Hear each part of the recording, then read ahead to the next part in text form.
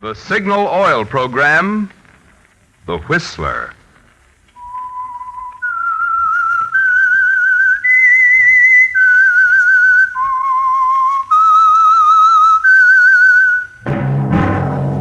That whistle is your signal for the Signal Oil Program, The Whistler.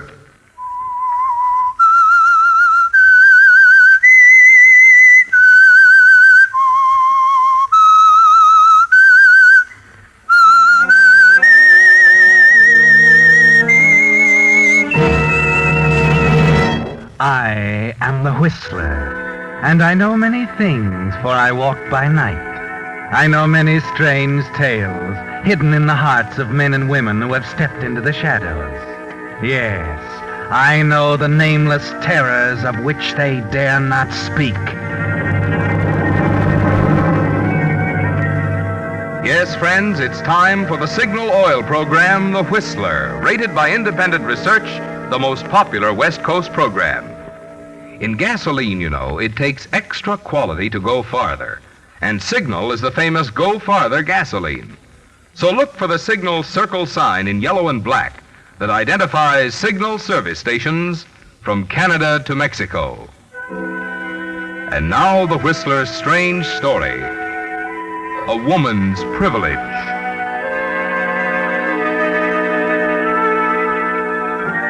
In the drawing room of a palatial home in Newport hang a pair of priceless oil paintings. One of an Italian nobleman, the other his wife.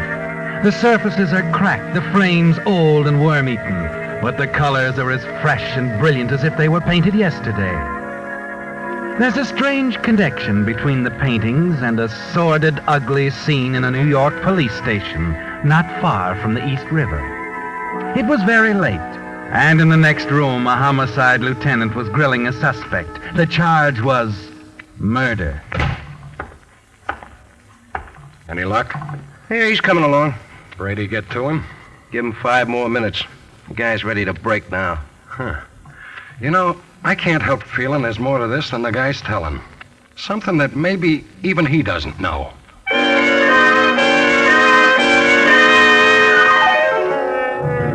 Yes, it was more than a simple murder, more than the homicide detail or anyone else would ever uncover.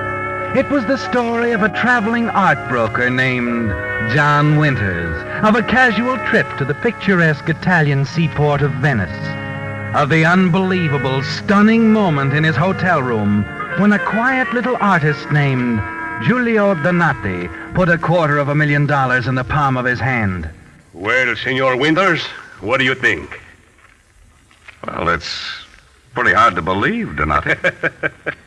But seeing is believing, eh? Tell me, what do you think it would bring on the American market? I don't know. It's been so long since anything like this. But you do know, Senor Winters. At this moment, your head is spinning with figures. Well, after all... Of course. So you will agree I am giving it to you for almost nothing, when I ask only $75,000. $75,000 for an original Montaigne. I think you're being very reasonable. Thank you, senor. Too reasonable. Huh? What's wrong with it? Still skeptical, eh? You're very hard to convince, Senor Winters. Suppose I leave it with you for, say, 24 hours, so you can examine it closely. You're pretty sure of yourself, Donati. I would not have come to you if I weren't sure the painting would pass the inspection of an expert. Your reputation as a specialist on Montaigne is known all over the continent. Yes, well, this is a Montaigne if I ever saw one, but $75,000, it's... There will be many, senor, who will say it's Montaigne's best work. I'd agree with them. It is. What's funny about that? You flatter me. What? You see, I painted it myself. You... what? I wanted you to know that. It took me many months. Wait a minute. You're telling me that you... I painted it myself, senor. But the technique, the style... They were difficult to master. The oil's hard to find. The aging process. Senor, it was hard work. But you see, it had its reward. Is This the only one? Oh, no, I completed a pair. The other was sent a week ago to a New York broker, a C.L. Brickley. I expect to hear from him tomorrow. Does he know about this one? Of course. I informed him in a confidential letter. Well, I should think you'd keep it under your hat. Forgery's a serious business. Oh, please. They are not forgeries. I claim only to paint in the manner of Mantegna. I intended to pawn off a forgery. I wouldn't have been so frank. But you know what's going to happen. This Brickley will peddle that picture as an original. Senor, what you people do with my paintings is your own business. I am an artist, not a forger. However, I think you will find me discreet enough. And now I must go. You may examine the picture as closely as you want, senor. Where can I reach you? My studio, 11 Plaza Franchetti. Good. Before noon, eh? Right. Good day, Donati. Good day. Si, senor? A long-distance operator. I want Mr. Wilkin Potter, person to person, Chatelaine Hotel, Interlaken, Switzerland.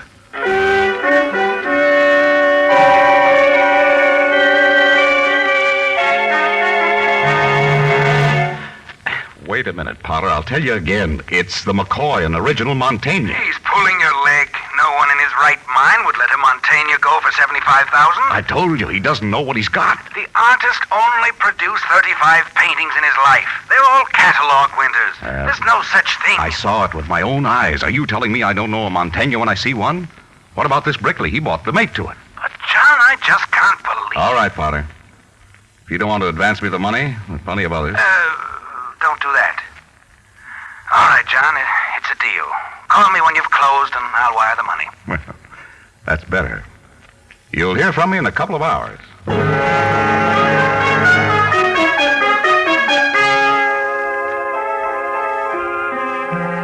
Well, John, Donati was right, wasn't he? Your mind is whirling with figures as you hang up the phone. Hurry across town toward the little shop in the Plaza Franchetti. Yes, there's over $250,000 in that specially built briefcase under your arm, provided that the three people in the world who know the truth are discreet. That's the only gamble, isn't it, John? You and Donati and Brickley, the New York broker. With three who know, there's always a chance one might talk. You turn a corner into the plaza, wondering if Brickley had thought of that one. The answer comes suddenly. A crowd is gathered at the front of Donati's shop. Oh, what's the matter? What happened here? Keep back, please. What is it, officer? What happened? The proprietor of this shop, a Signor Donati, was shot.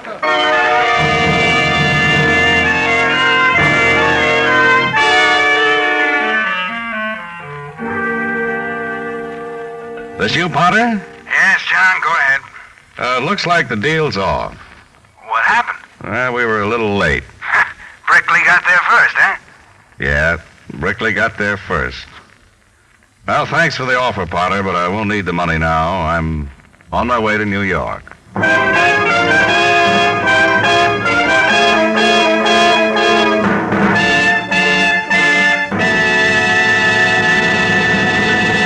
With the prologue of A Woman's Privilege, the Signal Oil Company brings you another strange story by The Whistler.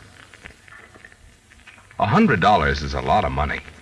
When you spend that much, you want to be sure you're getting the very best quality for your money, right?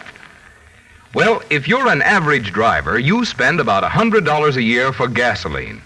But I hear you asking, how can a driver measure the quality of gasoline? Why, easy. Look at it this way. A gasoline that helps your motor run more efficiently naturally gives you more mileage, right? Which explains why we're so proud of the fact that Signal is the famous Go Farther gasoline. That's why Signal says, just check your speedometer for the best proof of gasoline quality. You'll find it's true. In gasoline, it takes extra quality to go farther. And Signal is the famous Go Farther gasoline. And now back to the Whistler.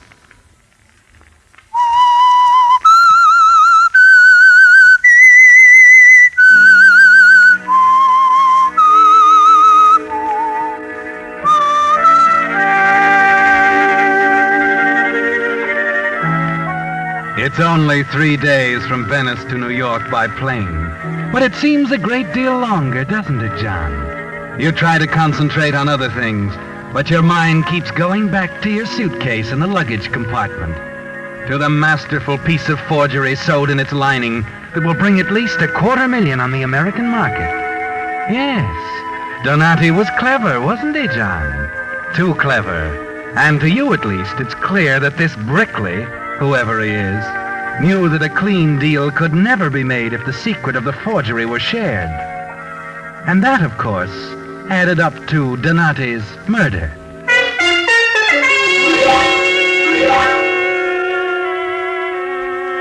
You have a surprise for Brickley, haven't you, John? But you know you have to be careful. On the afternoon of your arrival in New York, you walk down the corridor of an apartment building in the East 70s. Pause. Press a buzzer.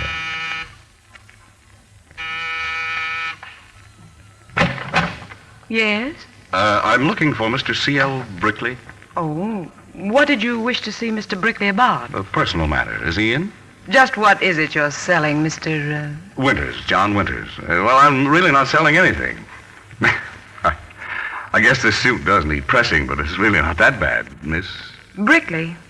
Oh? His daughter? I'm C.L. Brickley. What? Himself. Well, a woman. Yes, but a woman who isn't interested in a vacuum cleaner at the moment. Perhaps some other time, Mr. Winters. All right, Miss Brickley. Have it your way. A friend of mine told me you had a picture or two that might interest me, and Wait a minute. What kind of a picture? I'm collecting Italian Renaissance. You? Honest C.L., I've got 11 other suits. If I'd known I was calling on such a beautiful businessman. I'm sorry, Mr. Winters. Please come in. Shall I bring my vacuum cleaner? No charge for the demonstration. I said I'm sorry. Come in. Please, sit down. Thank you. Is this your place of business? Yes, I'm a broker, Mr. Winters. I see. You, mentioned Italian Renaissance. Just what did you have in mind? Venetian school in particular. Oh. You know, of course, authentic Venetian things run a little high. How high? $300,000. That's high enough. What is it? A Montaigne. Now, wait a minute. Yes, I know it's hard to believe. It came to light during the war. I was very lucky. You're positive it's authentic? Do you want to see it? Well, that won't be necessary. Let me check my briefcase here. I have the picture in my safe. I can get it out. Just a minute. Yeah, here we are. How do you like this one? Where did you get that? Same place you got yours, Miss Brickley. Same artist, same convincing technique. Who are you? Winters. The name's Winters. That's not what I mean. Where did you come from? Don't worry about me, lady. I'm authentic. Let's stick to the Montaignes, All right, Mr. Winters. Just how many of these are floating around? 2. And how many know about the... Forgery? 2. You and me. That is, since you took care of Donati. That's a little crude. All right, so you had it done. What's the difference? That still leaves 2. You'd be smart enough not to give the hired help your reasons. You've got it all figured out, haven't you? That's water over the dam. Let's talk about the pictures. We're hooked with each other, you know that. That might not be so bad, Mr. Winters. But better make it John. All right, John. You know, we've got a lot to talk over, C.L. Yes, I know. But since you're not quite the kind of a guy I expected to meet, why don't we switch the conference to a nightclub? I'd like that. Okay, pick you up around 8? Fine. Oh, and don't worry. About what? I'll wear another suit. One that's pressed.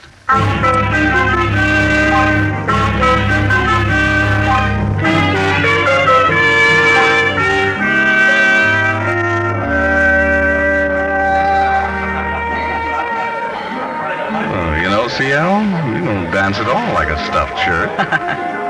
You like? I like. Tell me more.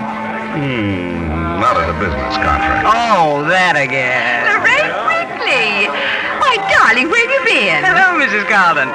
It's one of my clients. When am I going to see you, dear? It's been an age. Well, I may have something to show you in a few days. Good. Don't forget me, will you? Don't worry. Mrs. Carlton, you didn't tell me about her. She has money, darling, but not the kind we're after. Who does it boil down to? They're pretty hard to find, you know. People who put out $500,000 for a pair of paintings. I put out a couple of feelers this evening before you arrived. I beg your pardon, Miss Brickley. Yes? There's a call for you, a Mr. Gross. Mr. Gross, what is it? Who's Mr. Gross?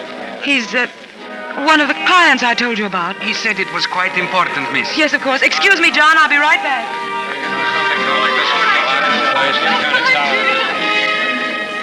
She gives your hand a little squeeze as she turns to leave the floor. Floats past the row of ringside tables and out of the room. She is beautiful, isn't she, John? Slim, graceful. The satin of her evening gown clinging to her like a glistening white sheet.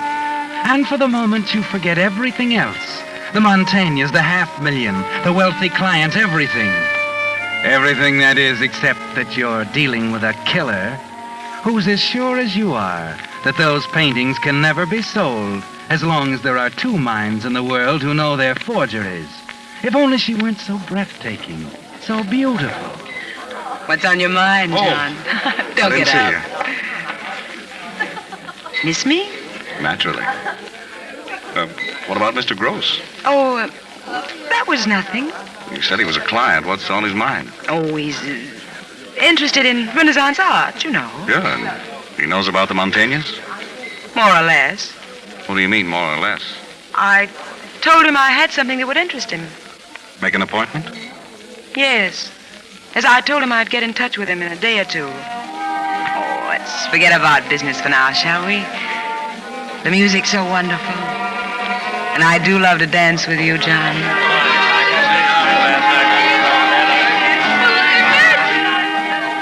You wish the rain didn't affect you this way, that you could approach the whole thing with a clear head. But it's something you've never known before, really. The music, the vibrant, thrilling feeling that sweeps over you as you dance with her. Her warm, low voice in your ear.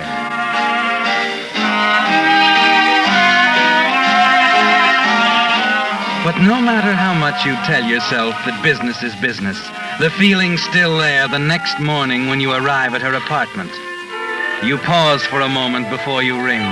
Decide once again that nothing must stand in the way of the picture deal and the $500,000. Well, hello, partner. Partner? Any objections? Didn't know I'd made the grade. Oh, you have, definitely. Oh? Come in. Got something to show you. Thanks. I didn't expect to find you in a laboratory apron. What's going on? What's this? My laboratory. I've been putting your Montaigne over the jumps. Jumps? I photographed it 3 ways. X-ray, ultraviolet, and infrared. The negative's over on the rack drying. Well, Then I checked the colors with alcohol. Donati's a clever man, was. if you insist. Yes, Donati was a clever man. Don't you think you might have been a little hasty in letting him go? Still accusing me, hmm? I can add up a column of figures as well as the other guy. All right, John, have it your way. I guess you were smart, though. It was a sure bet with one picture. With two, it's a gamble, isn't it? More than that, Let's not talk about that anymore. I don't want to be cruel. Just practical. Cigarette? Thanks. Well, what's next on the program, beautiful? Mr. Gross? I don't know, John. What do you mean you don't know? You're not getting cold feet, are you? You said he was interested. Yes, I know, but Well, that's good enough for me. If you don't want to see him, I will. John, we've got to trust each other now. You know that.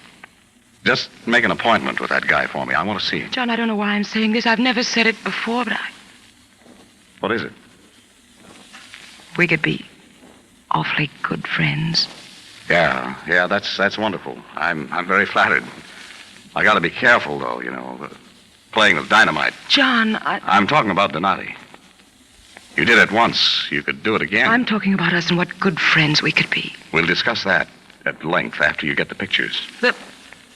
Pictures? What for? Wrap 'em up, darling. We're going down to the Pennsylvania station.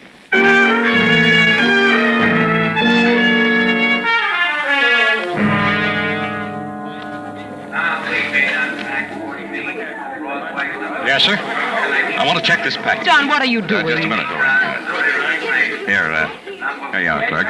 $10. 10? What do I do? Just give me the claim check. Okay. There you are. Now watch. I tear it in half, see? Here, Lorraine, that's yours. What are you doing? Wait a minute, mister. Put a I note don't- on the package, will you? You deliver it only when both halves of the claim check are presented. You get it? But that's screwy. We don't You do want business- that $10? Okay, mister, you're the boss. Thanks. Come on, Lorraine. You know, I think this is all pretty silly. Maybe it is. I do a lot of silly things for $250,000. But don't get me wrong, Angel. I trust you like my own mother. I'll just trust you a lot more after you fix up that appointment for me with your friend, Mr. Gross. How soon can you make it? Well, I don't know, John. I'm not sure. Let me handle it then. When can you get hold of him? I'll call him tomorrow.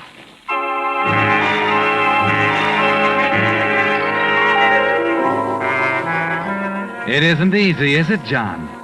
You leave her standing there in the station, fighting to get her out of your mind, your heart, knowing that you must never let her come between you and the business at hand, the appointment with Mr. Gross. The next evening, you go to her apartment, determined to see it through. As you walk down the hall, the door is open slightly. You hear her talking on the telephone. You stop still and listen. No, there isn't going to be any deal, Mr. Gross. Forget I ever told you to come here at 11. It's off. Yes, I know what I told you, but that was before, and well, it's different now. I'm changing my plans. Yes, that's right. It's got to be this way for the present. Right.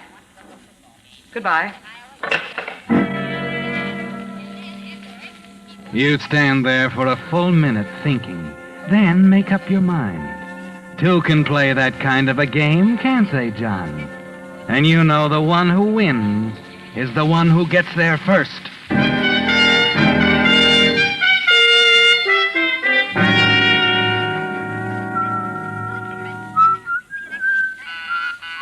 Yes? It's me, CL, your partner. Oh, John, come in. Where have you been all day? Why don't you call a guy? Been waiting to hear from you. Did you get hold of Gross? Yes. He's not interested, John. Funny. That looked like a sure thing, didn't it? Guy has money, crazy about Italian pictures. Well, there'll be others. Sure. Just take a little time, huh? It'll be worth it. I suppose it will. How about a drink? I've got the car outside. Nice night. I thought you might like to go for a drive. Sounds wonderful. Maybe over to Jersey, huh? Across the George Washington Bridge. I'll get my coat. Only be a minute. Oh, take your time. No hurry.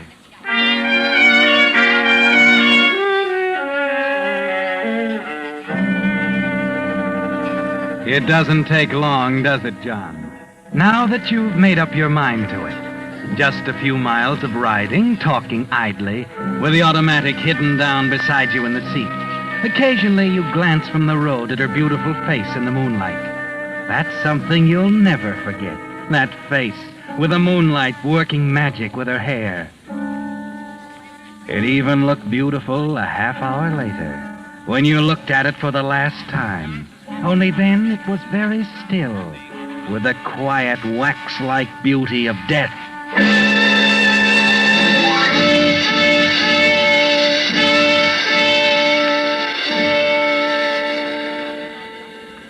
An hour later, you have dropped the automatic into the river and you're back at her apartment.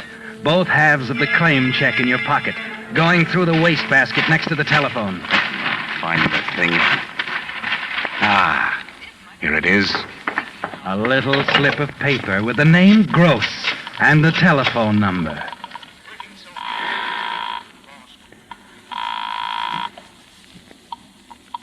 Hello? Mr. Gross? He'll be back in a minute. I'm calling for C.L. Brickley. Give Mr. Gross this message, will you? Go ahead. Miss Brickley says the appointment's on again. She changed her mind. 11 o'clock at the apartment. Right. 11 o'clock at the apartment.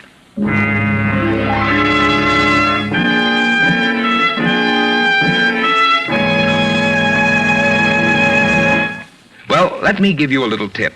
If the item is obtainable at the present time, your Signal service station has it, and in finest, nationally advertised quality. That goes for such major replacements as a new Purolator cartridge to renew your clogged-up oil filter. It goes for those everyday needs, such as whiz body and metal polish, spot remover, window cleaner. And also for essential services, such as putting a deep, long-wearing retread on those dangerously smooth tires, or recharging that run-down battery. Yes, you'll find your Signal dealer is much more than headquarters for Signal Famous Go Farther gasoline and Signal Premium Motor Oil. Wherever you see the big Signal Circle sign in yellow and black, there you'll also find a complete line of services and quality accessories to help your car run better, look better, and last longer. And now back to the Whistler.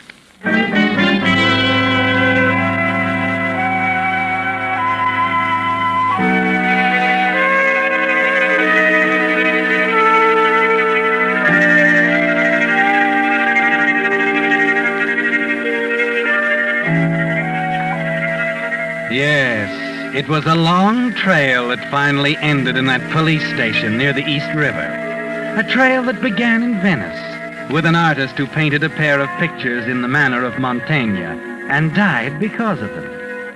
Lieutenant Brady of Homicide has done his job now. The suspect has finally begun to crack. Oh, stop it, will you? Stop it. All right, I'll stop it. You ready to talk? Yeah, I'll talk. Turn off the lights. Right, Lieutenant. All right. Let's have it, Mr. Gross. The guy in Italy, Donati. I killed him for the Brickley dame. Money? Yeah. What else? Why did she want him dead? I don't know why. I didn't ask no questions. She sent me over to Italy to get him, and I did. When I got back, she called me and said there was one more job to do. Money again, huh? Yeah. But she called up the night I was supposed to bump the second guy and said the job was off. I went out, and when I got back, there was a message it was on again. Go on. But I was to pick him up at her apartment at 11 o'clock. When I come by from, he was waiting there in front of the apartment. Big as life. So that's how you happened to murder John Winters. That's it. I guess the Brickley dame changed her mind.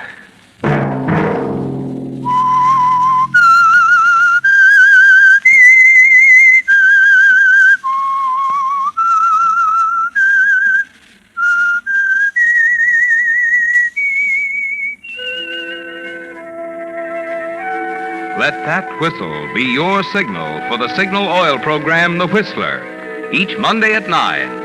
Brought to you by the Signal Oil Company, marketers of Signal gasoline and motor oil and fine quality automotive accessories. Signal has asked me to remind you, to get the most driving pleasure, drive at sensible speeds, be courteous, and obey traffic regulations. It may save a life, possibly your own. Featured in tonight's story were Betty Lou Gerson and John McIntyre. The Whistler was produced by George W. Allen, with story by Brian Thorne, music by Wilbur Hatch, and was transmitted to our troops overseas by the Armed Forces Radio Service. This is Marvin Miller speaking for the Signal Oil Company. This is CBS, the Columbia Broadcasting System.